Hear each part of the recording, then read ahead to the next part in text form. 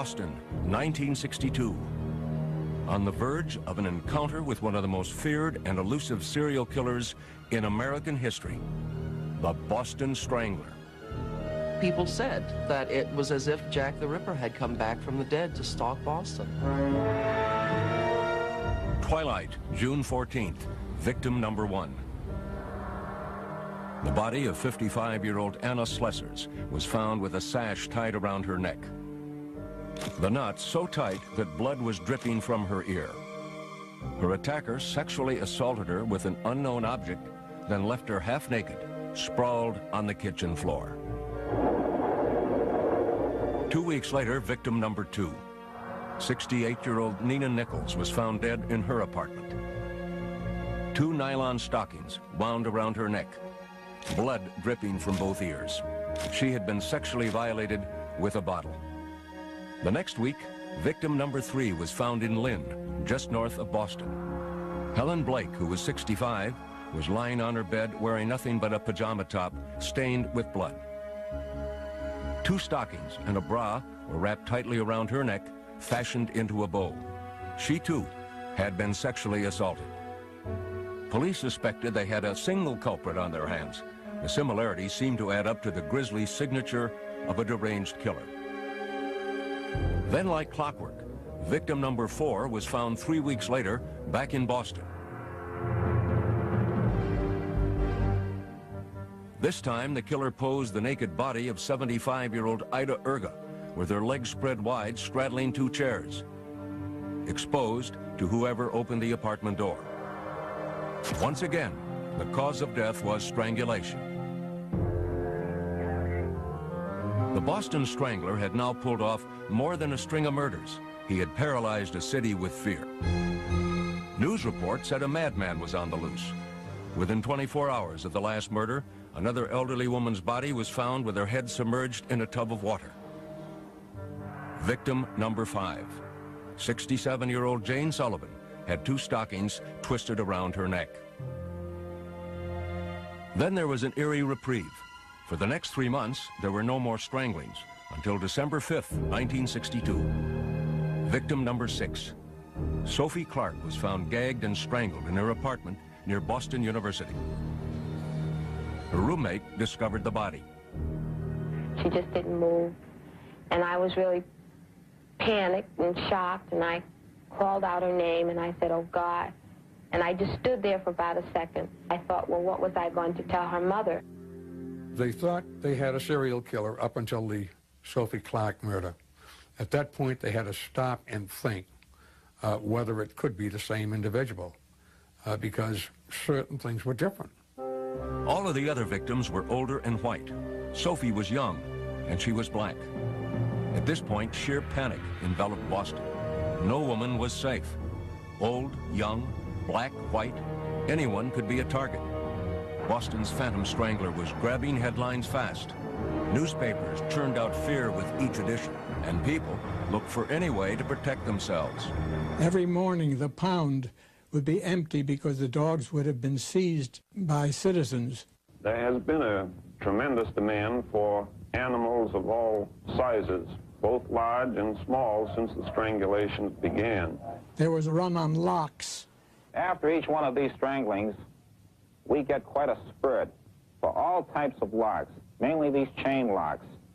Avon salesmen and Fuller brushmen were brusquely driven away. The whole town was locked up. But all the security precautions failed to prevent another murder. By the end of 1962, the Strangler claimed his 7th victim. Patricia Bissett, just 23 years old, was found strangled on New Year's Eve. At this point, police were baffled.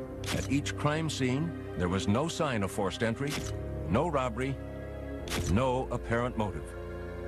We don't feel that the person or persons responsible for one or more of these crimes is necessarily 100% psychotic. We feel that the person may be normal in many ways. We feel that they will tell someone about it. We would like to hear from that person or persons before harm comes to someone else. But harm did come. During the next year, 3 more women died at the hands of the Strangler, including 23-year-old Joanne Graff, raped, then strangled. The same day, America mourned the death of President Kennedy.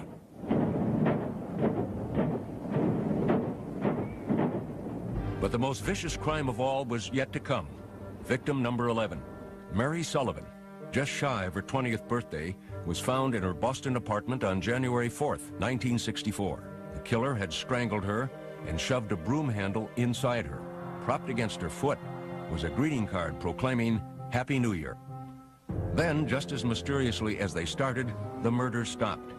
The police had exhausted every lead, but had no concrete evidence. So, the state of Massachusetts created the Strangler Bureau, a multi-agency task force with one goal in mind: find the strangler. This office is concerned. The Attorney General, Edward Brooke, was under a lot of pressure to step in and correlate the various investigations in Greater Boston. As far as I'm concerned, it was one of the most extensive searches and investigations that we ever had. Since June 1962, we've interrogated or interviewed over 5,000 people. We've screened over 2,500 sex offenders who have been released from mental hospitals and jails and institutions. But the cops had little to go on. We had well over 1,000 leads in our files, but no one suspect would apply to all of the stranglers we were looking at. The police never did find the Boston Strangler. Instead, the strangler found the police. Almost a year after the last killing, a man stepped forward and claimed that he was the one. He was the Boston Strangler. His name? Albert Henry DeSalvo. It was March 1965 when America could finally put a face to the monster known as the Boston Strangler. A 33-year-old construction worker named Albert DeSalvo had confessed to the 18-month killing spree. At the time, he was awaiting trial for a series of rapes. Boston police believed Albert was their man. His confessions included remarkably accurate details, especially when it came to the last victim, Mary Sullivan.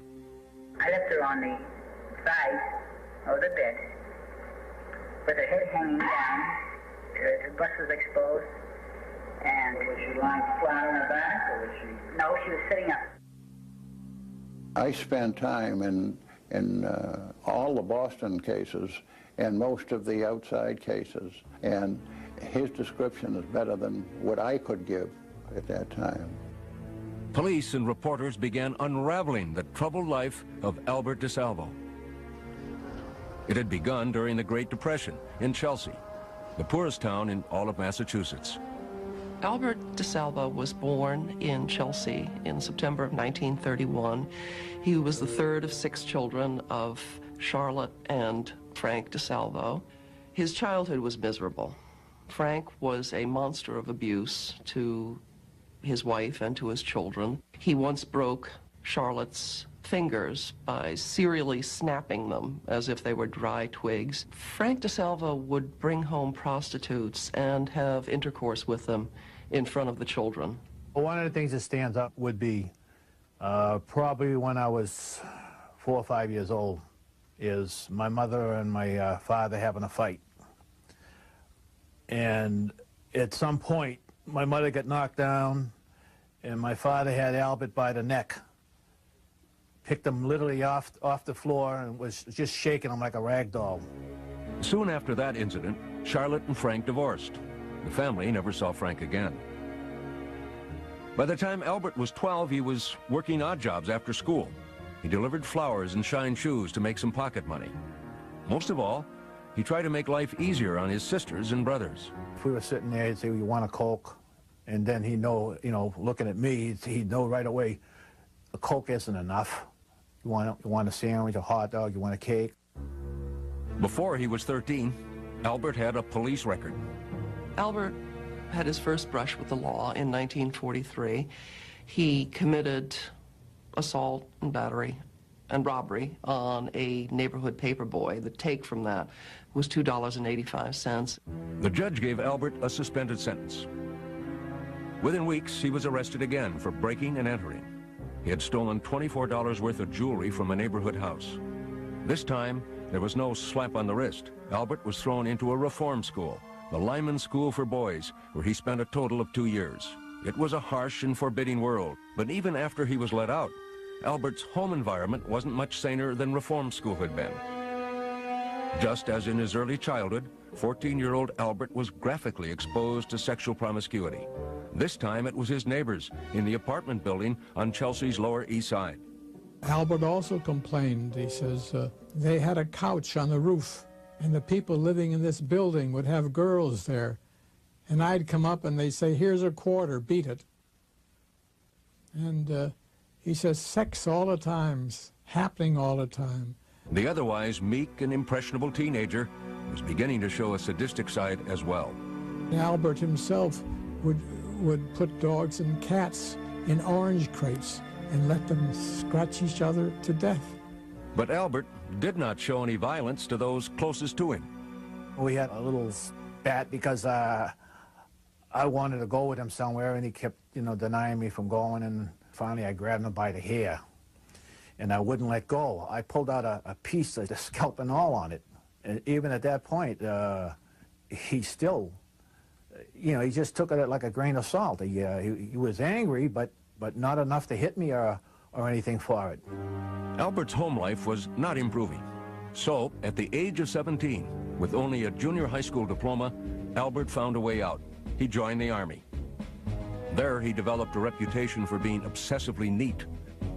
Albert completed his basic training at Fort Dix in New Jersey and was transferred to Germany in 1949. There, at a USO dance, he met a woman named Irmgard Beck. They fell in love.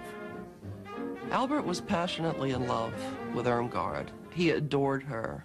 He treated her as if she were a goddess. Albert and Irmgard were quickly married in the small town of Bad Kissingen, but the marriage ran into problems right away. Irmgard discovered that Albert had an abiding obsession with sex and an overpowering sex drive that he relieved by masturbating frequently. She was said to have claimed that he wanted to make love 5 or 6 times a day, which clearly she did not have the time for, nor the inclination.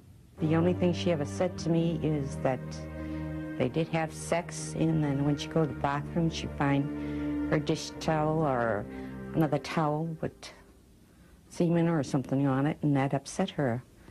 Why, what's wrong with him that he should have sex with me and then have to go into the bathroom?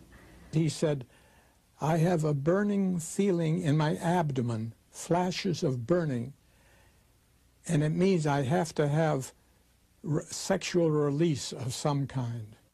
In 1954, the young couple left Germany for America, where Albert's sexual problems soon caught up with him. When Albert returned to the United States, to New Jersey, he had brushes with the law.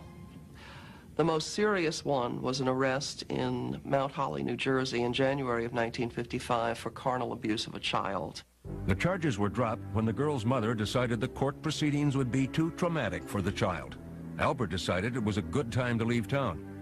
In 1956, Albert, Irmgard, and their new baby daughter packed up and left New Jersey and the Army altogether. Their destination, Boston.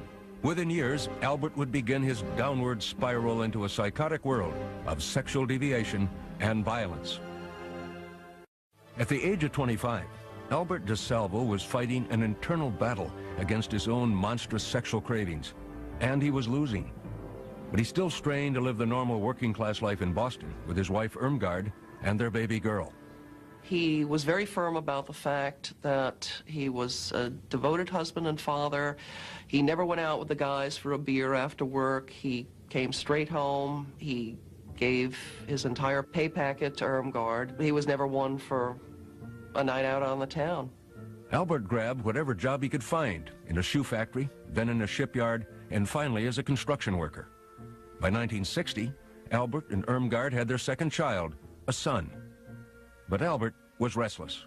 He wanted to be something in life and just didn't have the background, training, education, experience, or the wherewithal to become anyone except a loudmouth, self-centered, egotistical braggart. And a sexual predator. Albert had begun to prowl the streets of Cambridge searching for his prey. He invented a routine to con gullible young women, relying heavily on his ability to charm. A man claiming to be a representative of a black and white modeling agency, he called himself Johnson, was appearing at the doors of various young women and saying, "You're lovely, you should be a model, may I take your measurements?" That man was Albert DeSalvo.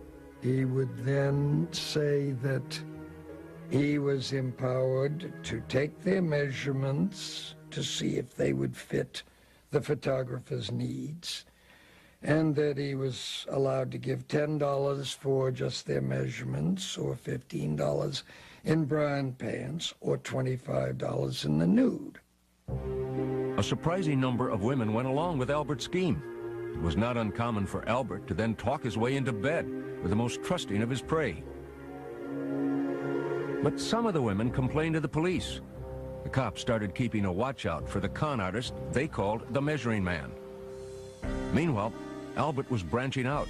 He was fast becoming an expert at breaking and entering. And luck was on his side. Although he was arrested and charged with burglary several times, he always received a suspended sentence and walked out of court. Until March 17th, 1961. That night, Albert was caught while burglarizing a house on Broadway in Cambridge. DeSalvo had every reason to once again expect easy treatment at the hands of the law. But this time, he himself changed the rules.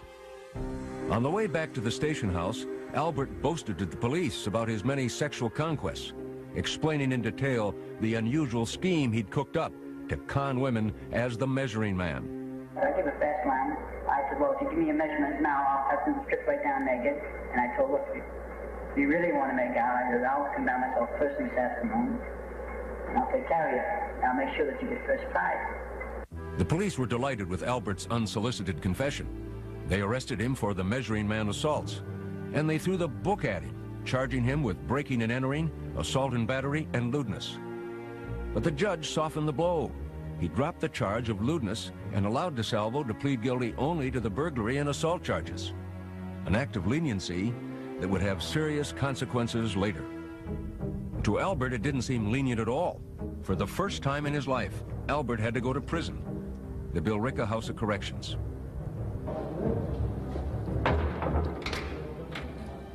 His sentence was just 11 months. In April 1962, Albert was once again a free man.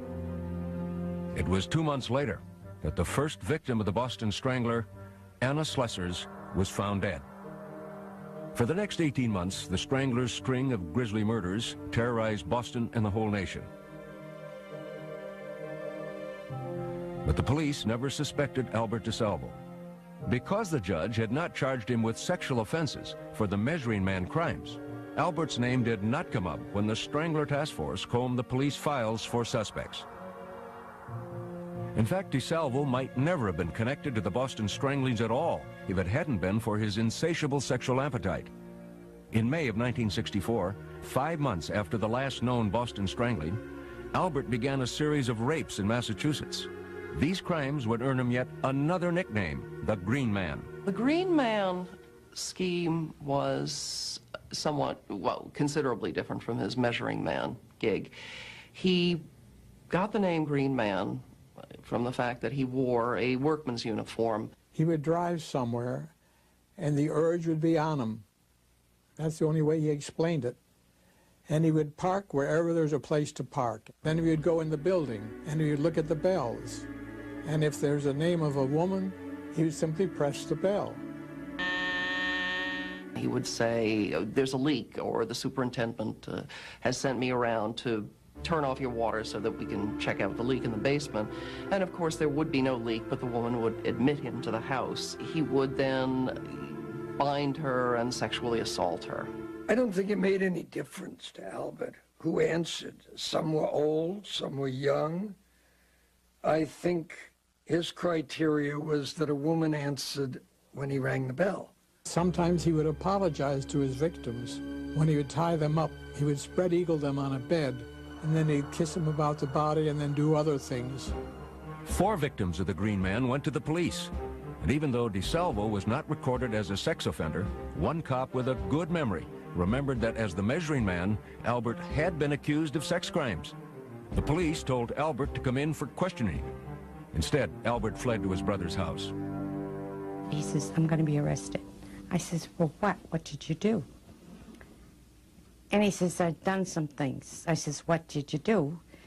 And he just started to cry. It was then that Albert made a startling confession to his sister-in-law about a break-in gone bad. He says, I did harm to somebody. I says, what are you talking about? He says, I'm responsible for the old woman dying. I said, what old woman? What are you talking about? He says, I broke in a house, he says, and I scared the woman. She died of a heart attack. The woman Albert was referring to was 85-year-old Mary Mullen. She had indeed been found dead of a heart attack in her home, but there had been no evidence of foul play, and Mullen's death was never considered a homicide. Now, Albert brought his brother Richard and Richard's family home with him. When they arrived at Albert's house, the police were already there waiting. Something's going down. I says, you know, how come everybody's all of a sudden look at your car? So he says, well, I think this is it. I think they're going to arrest me. Then he started picking up speed. He ended up driving on the wrong side of the street, half on the street, half on the sidewalk. He was hitting no parking signs, stuff like that there. My husband says, you know, you can't do this. Cops are everywhere. So that's when he pulled over. He says, you stay here, and he got out and he started running. The chase continued on foot, but Albert's politeness kicked in. When one of the cops dropped his gun, Albert stopped running, found it, and handed it back to the officer.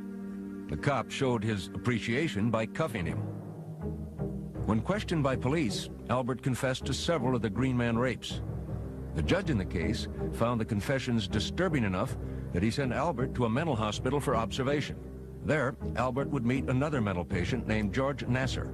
As usual, Albert could not help bragging about his exploits. He was constantly talking about what his crimes were. While talking to George Nasser, Albert would confess for the first time that he was the Boston Strangler. Albert DeSalvo began the fall of 1964 at the Bridgewater State Hospital for the criminally insane. He had been arrested for a series of rapes in Cambridge called the Green Man crimes. The judge had sent him to the hospital to determine if Albert was competent to stand trial.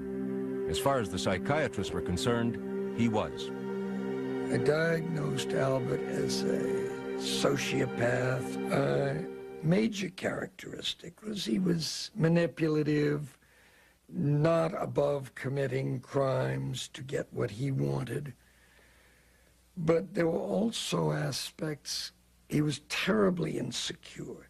He wanted to be the most important person in the world. Declared competent, Albert was sent back to jail, but not for long. In jail, Albert announced he was having visions of his wife appearing and berating him for his crimes. So the judge promptly sent Albert back to the mental hospital. This time, the psychiatrists decided to label him incompetent. Then suddenly, Albert started talking like he never had before. He bragged so much nobody believed him. As a matter of fact, he was found out only because he bragged to a cellmate, George Nasser. He was very bright. Nasser, who was in the mental hospital awaiting trial for murder, became Albert's confidant. He just wanted to know, what could a person do to help himself and his family if he had a series of terrible crimes to confess to and didn't want to be simply buried in the system, but wanted treatment for his crimes and wanted help for his family. According to Nasser, the terrible crimes Albert was hinting at were the Boston Stranglings. Nasser told Albert he would mention the problem to his own attorney, the famous young defense lawyer F. Lee Bailey. Bailey was intrigued by Albert's veiled admissions, but jailhouse confessions to unsolved crimes are quite common and often invented.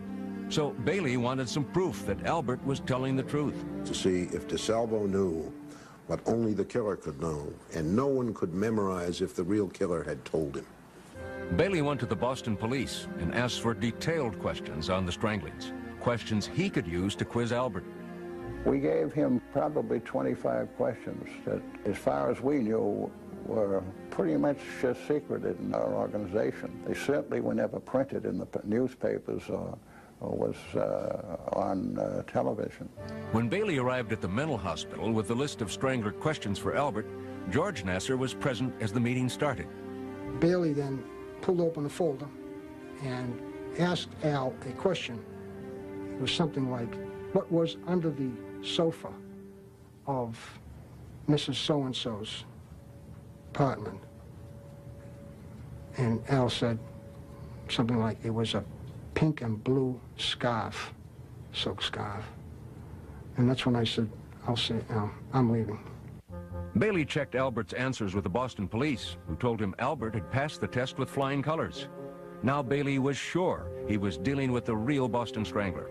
He called Albert's wife Irmgard and told her. Irmgard packed up their belongings and left with the children. Albert never saw his family again. But when his brother Richard came to visit him, Albert told Richard he had great plans for the future. The way he explained it was he was going to admit to something. It was going to make him famous and rich. He would be able to have books and movies and so many different things, and there'd be so much money involved that he would even own the hospital, the mental hospital that he'd be in. F. Lee Bailey signed on as Albert's lawyer. His top priority from that point on was to keep his client out of the electric chair. So Bailey cut a deal with the authorities. Albert would confess only if the court ruled him insane from the very start. But word was getting around that someone was confessing to the Boston Stranglings. State Attorney General Edward Brooke decided to take control. I filed a petition in the Supreme Judicial Court asking for a restraining order against F. Lee Bailey. Brooke had the court appoint Albert a legal guardian. Bailey was allowed to stay on as Albert's attorney, and the state agreed that in exchange for the confessions, Albert's words could not be used against him. All his admissions were given under guardianship. Therefore, they were absolutely inadmissible in a criminal case without a waiver on his part. The police planned to corroborate the confessions with physical evidence and then prosecute Albert. The interrogation of Albert DeSalvo was now ready to begin. Albert described the murder of Nina Nichols, victim number 2, as he pointed to a diagram of her apartment. I was right here. And you grabbed it. Grabbed it right here. Right, and fell back on the bed. When she fell back, right? Yes. I was in this position here. Right here. Right, and my feet went right around her and crossed over this way here. Crossed around her waist? No, it wasn't her legs. Right. You really had her pinned there. I don't even like to talk about this. Then Albert claimed his sexual urges overwhelmed him. As soon as I saw the back of her head, right? Not her face. Didn't see nothing but the back of her head, right? Everything built up inside me.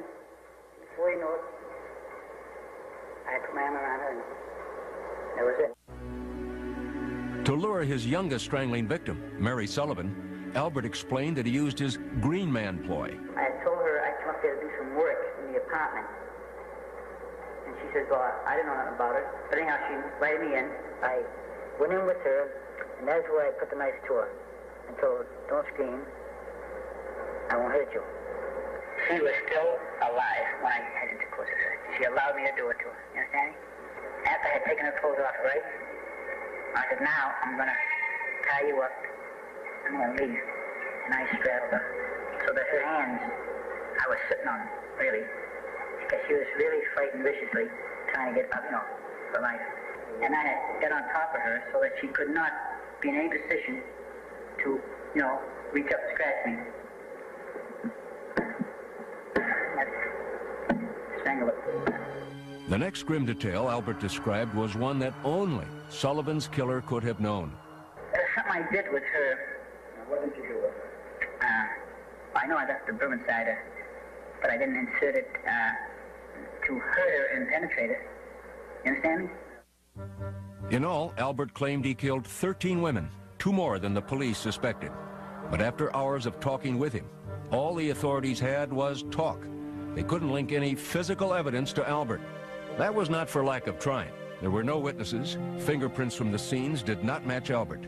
Nothing connected him to the crimes except his word. He knew a lot of details that had not been in print. So we felt that if he were not the Boston Strangler, he either knew the Strangler or had been with the Strangler. The people of Boston wanted to believe that the Strangler had been discovered at last, but there were skeptics. The Strangler story had been front-page news for nearly 2 solid years, Albert could surely have studied the crimes from the news coverage. It is very interesting to me that Albert's confession reproduces the misinformation that appeared in the newspapers. For example, he grossly mistook the time of day that one of the murders was committed. He was mistaken about the type of weapon in another case. The police had agreed not to use DeSalvo's confessions as evidence against him, and they'd been unable to corroborate Albert's admissions with physical evidence. That meant that Albert was never actually charged with the Boston stranglings and never stood trial for them. Instead, he was tried only for rapes he committed as the Green Man. Of course, considering his confessions, most people, including journalists, considered the Strangler mystery solved. To this day, everyone who read those papers believed that Albert DeSalvo was the Boston Strangler. Defending Albert on the Green Man charges, Bailey tried from the outset to convince the jury, all of whom had heard of Albert's confessions to the Boston stranglings, that Albert was insane. I hope that they recognize insanity, because I think it will promote some interest in finding out why he is the way he is. The prosecution said Albert knew right from wrong. He would tie the women up. He would touch them on their breast, in their private parts. He was able to carry on a conversation.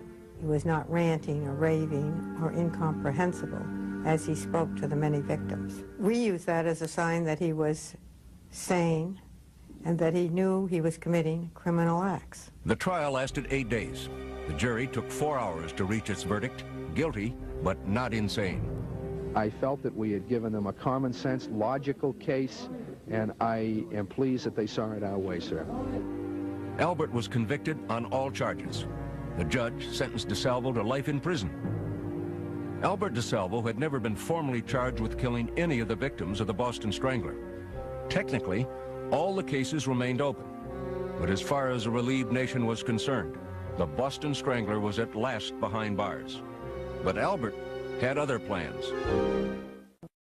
Convicted of a series of rapes, Albert DeSalvo had been sentenced to life in prison. He had confessed to being the Boston Strangler, but would never stand trial for those crimes. In January 1967, he was returned to the mental hospital, awaiting transport to prison. A month later, he connived with 2 other patients to break out. Insofar as we know, one of them, at least, must have had either a key or some type of metal artifact, whereby he was able to put his arm out of what is known as the peephole in the door.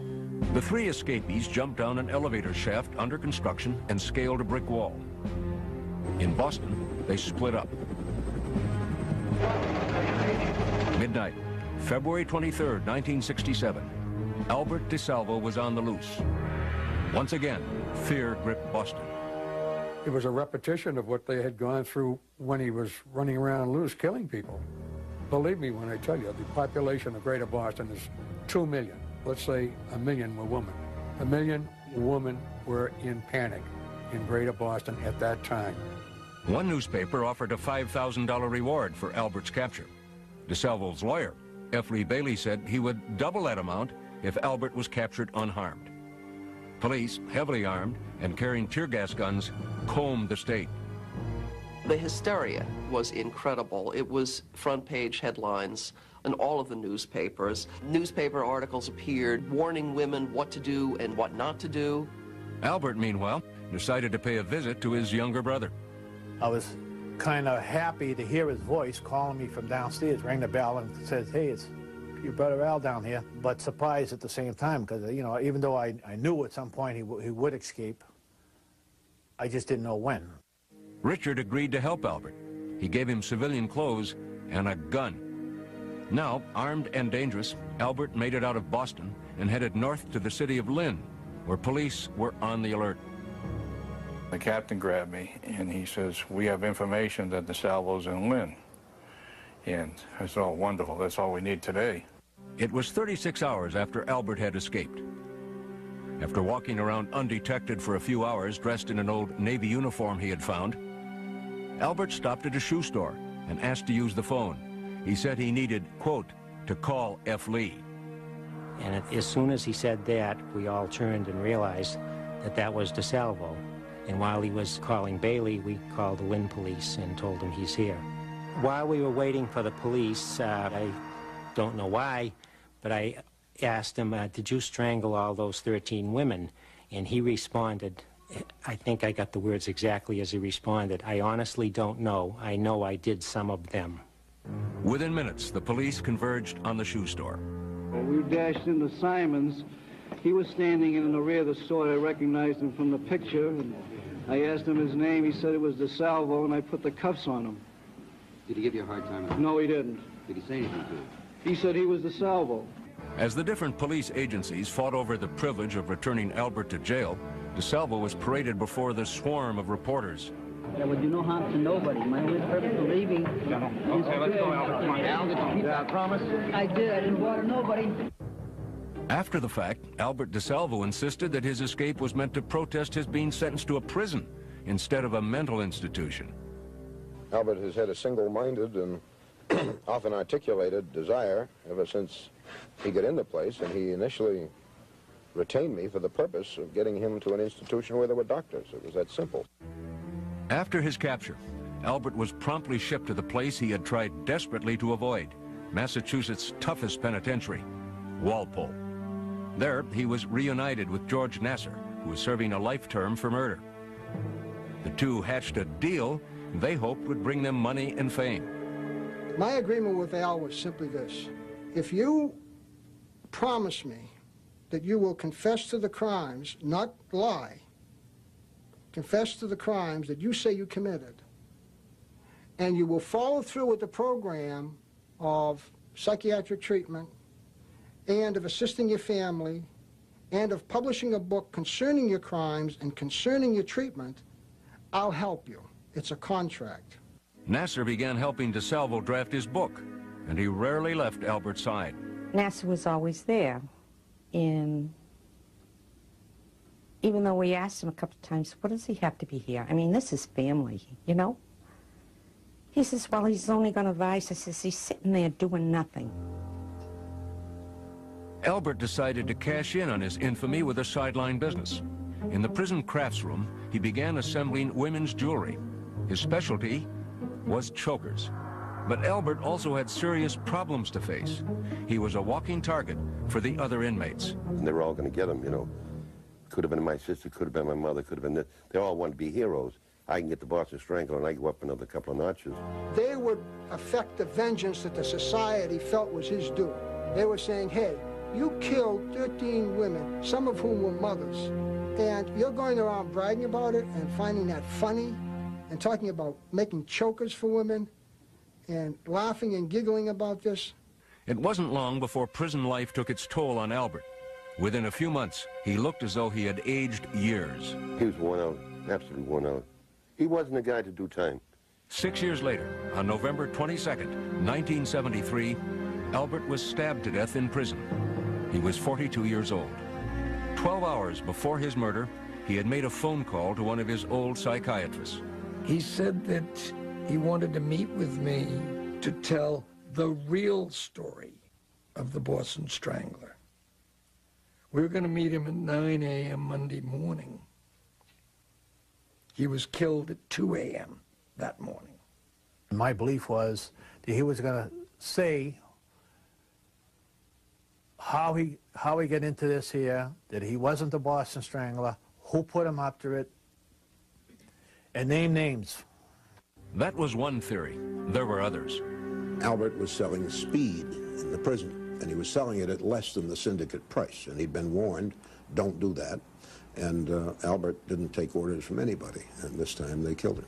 He was killed over 2 pounds of institution bacon. He was supposed to give a pound to someone else and didn't.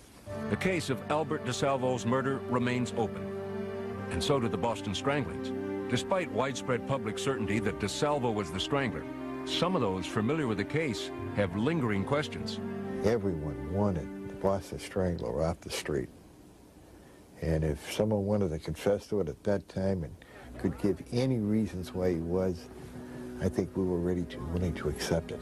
He wanted to be world-renowned.